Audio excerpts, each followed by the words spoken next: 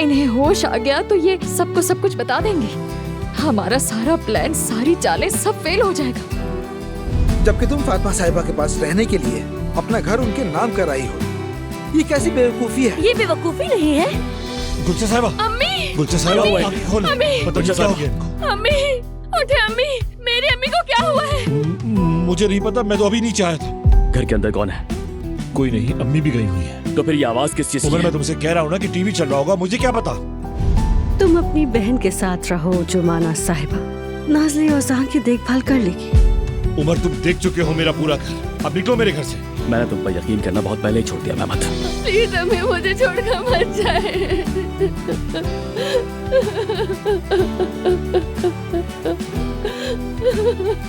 फिक्र मत करो तुम, घबराओ नहीं, सब कुछ ठीक हो जाएगा, ठीक है?